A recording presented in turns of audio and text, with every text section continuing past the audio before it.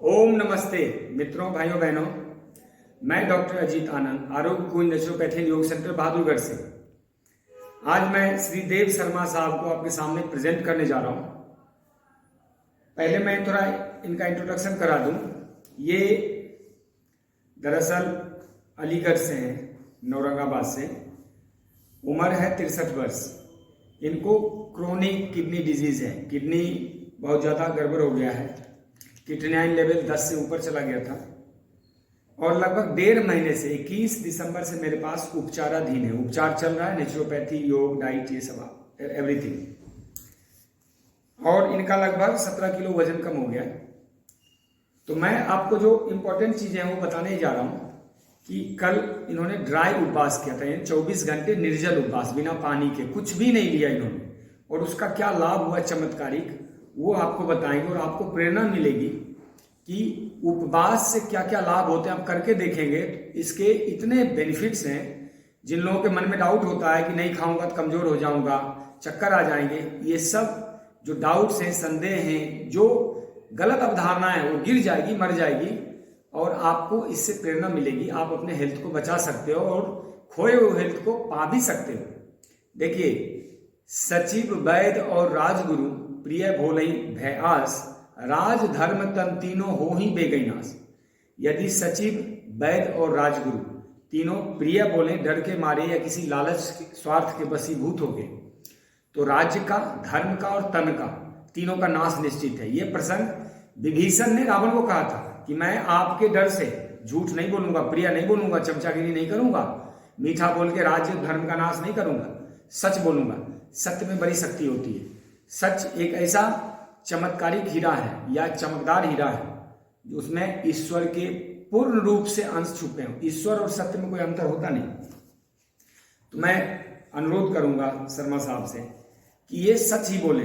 BP, cholesterol, obesity, liver, blood toxicity, ये बड़ी आंतों में सूजन, क्या क्या दिक्कत थी, कंस्टिपेशन, गैस, एसिडिटी, ब्रीदिंग नहीं आ रही थी, नींद नहीं आ रही थी, कई समस्याएं थी इनको। ये जब ठीक होंगे तो एक और वीडियो मैं प्रस्तुत करूंगा। फिलहाल उपवास के ऊपर मैं ज्यादा फोकस कर रहा हूँ, इनको जो लाभ हुआ है। बताएं साहब, आपने जो कल उपवास किया उसके बारे में बताएं। मुझे खांसी बहुत हो रही थी जी। और काफ़ी दिनों से दवा भी ले रहा था, लेकिन कोई विशेष लाभ नहीं मिला।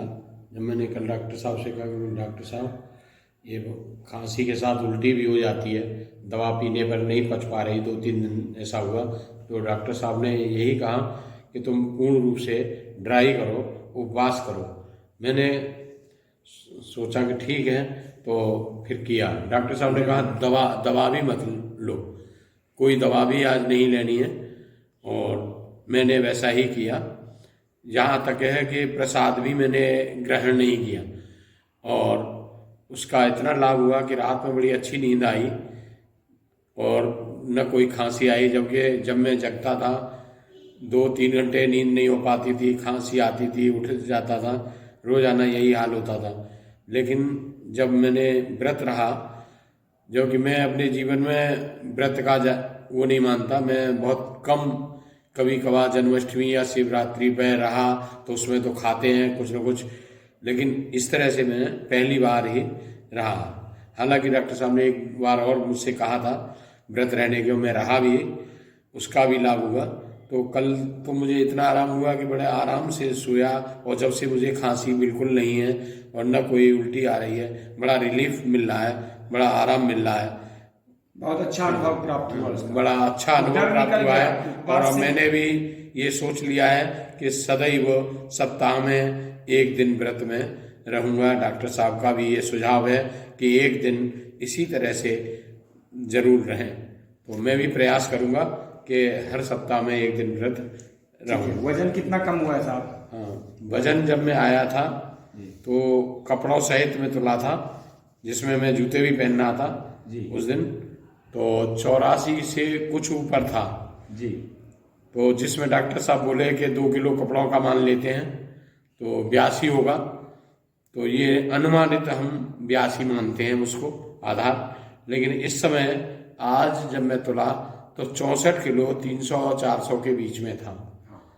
64 किलो 300-400 ग्राम के बीच में था और लगभग 17 से 18 किलो का वजन कम हो गया। हाँ, बड़ा आराम मिला है। दवाइयाँ तो हमने 1-2 सप्ताह दवाई वाली, कितना दवाई खाते थे आप बताएं? ये मैंने मैक्स में इलाज चल रहा था, अलीगढ़ में भी मैंने मेडिकल एलोपैथिक इलाज चल रहा था।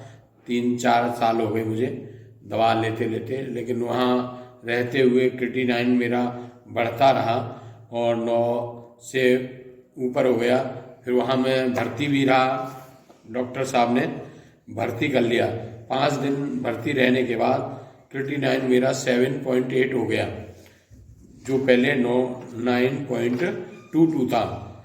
फिर उन्होंने, डॉक्टर साहब ने छुट्टी कर दी, बोले 2 दिन बाद शुक्रवार को तुम्हें दिखाने आना है और रिपोर्ट के साथ। रिपोर्ट तो मैंने बृहस्पतिवार को फिर वो कराया लाल पैथोलॉजी से, और डॉक्टर साहब के पास शुक्रवार को मैं जब गया तो वो क्रिएटिनिन 9.06 बैठा।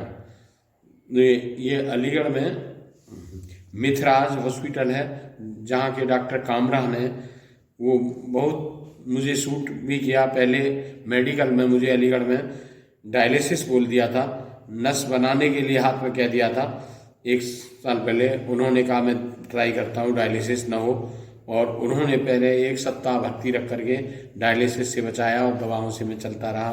फिर मैंने दिल्ली यशोदा हॉस्पिटल में इलाज कराया, 2 साल तक मैं वहाँ चलता रहा। तो फिर अब ये कोरोना के कारण मैं वहाँ नहीं जा पाया। फिर डॉक्टर अलीगढ़ में ही मैंने, इसी मिथराज हॉस्पिटल में ही मैंने चेकअप कराया। तो अब जब ऐसी स्थिति आई तो डॉक्टर साहब के पास गए। डॉक्टर साहब बोले पहले अल्ट्रासाउंड कराओ और अल्ट्रासाउंड के बाद मैं देखूंगा। तो अल्ट्रासाउंड मैंने जब वहाँ करवाया, डॉक्टर साहब ने बताया कि फिर से 7-8 दिन के लिए करीब भर्ती करने पड़ोगे, हो सकता है डायलिसिस की भी नौबत आए। तो हमारे बेटे के एक मित्र थे, उन्होंने बताया था कि वहाँ ठीक हो सकते हो। उसकी माँ का इलाज चला था, लेकिन वो एक्सपायर हो गई थी, मैं नहीं ले जा पाया। लेकिन एक मेरे मिलने वाले हैं दिल्ली में, वो जॉब करते थे, MCA हैं, तो उन्होंने बेटे को एड्रेस दिया यहाँ का, बताया कि वहाँ ठीक हो सकते हैं बिना डायलिसिस के। तो हम जो है फिर पहले मैक्स हॉस्पिटल गए, गाजियाबाद में, वैशाली में है, तो वहाँ दिखाया। उन्होंने कहा डायलिसिस हुई, तो हमने कहा डायलिसिस तो नहीं हुई। तो बोले ये तो जरूरी है, अब तुम भर्ती हो जाइए या परसों हो जाना। उस दिन शनिवार का दिन था। तो उन्होंने कहा डायलिसिस के अलावा और कोई चारा नहीं, फिर उसके बाद ट्रांसप्लांट करा सकते हो। तो मैंने और डॉक्टरों से भी पूछा, उन्होंने बताया कि डायलिसिस स्थायी इलाज नहीं है, ट्रांसप्लांट ही वो है, जो बड़ा कठिन और हर आदमी के लिए असंभव भी है। तो फिर हम यहीं सीधे गाड़ी लेकर के उसी दिन यहाँ आए। तो यहाँ शाम के 7-8 बजे के लगभग हम आ पाए। डॉक्टर साहब उस दिन यहाँ थे नहीं, पटना गए हुए थे। उन्होंने फ़ोन पे बात की, उन्होंने अपने असिस्टेंट को यहाँ बता दिया, उनसे बात करके फिर हम चले गए वापस। दूसरे दिन हमने आने का प्लान बनाया अपनी पत्नी सहित, क्योंकि उन्होंने कहा था एक जने इसको साथ रख लीजिए। तो पत्नी को लेकर आने को हुए, गाड़ी लेट हो गई। फिर हम एक दिन गैप दे के अगले दिन आए, सोमवार में यहाँ आ गई। सोमवार से यहाँ भर्ती है, अभी दवा ले रहे हैं। मैं थोड़ा सा एलोब्रेट कर देता हूँ। लगभग अभी 1.5 महीना इलाज चला, इलाज और चलेगा। ये किडनी, क्रोनिक किडनी डिजीज है, उम्र भी ज़्यादा है, BP, शुगर और जितनी किडनी दवाई थी सब बंद है। लगभग 1 महीने पहले चिकित्सा शुरू की है, 10-12 दिन बाद ही बंद कर दिया था। अभी कोई दवाई नहीं लेने, कुछ भी नहीं, सिर्फ यहाँ जो हम काढ़ा वाढ़ा बना के देते हैं वही है। और डाइट पे पूरा कंट्रोल है, नेचुरल डाइट पे है ज़्यादातर। और ये जब ठीक होंगे तब मैं फिर दूसरा वीडियो प्रस्तुत करूँगा। फिलहाल इनका BP नॉर्मल है, शुगर नॉर्मल, कोलेस्ट्रॉल नॉर्मल, अभी रिपोर्ट भी आ गई है, क्रिएटिनिन भी काफ़ी कम हो गया है, खून बढ़ गया, 10 के आसपास HB हो गया है, लीवर में इन्फेक्शन काफ़ी कम है, सब कुछ सही है, सुधार ही सुधार है। तो मैं देव शर्मा साहब से एक लाइन में पूछूंगा, क्या रिकमेंड करना चाहेंगे आप लोगों को? नेचुरोपैथी, एलोपैथी, आपको सब अनुभव हो गया? हाँ, मैं यही कहना चाहता हूँ कि नेचुरोपैथी के बारे में हमको ज्ञान नहीं था, लेकिन अब लग रहा है कि इलाज हमें नेचुरोपैथी से ही कराना चाहिए, क्योंकि मेडिकल जो है दबाता है।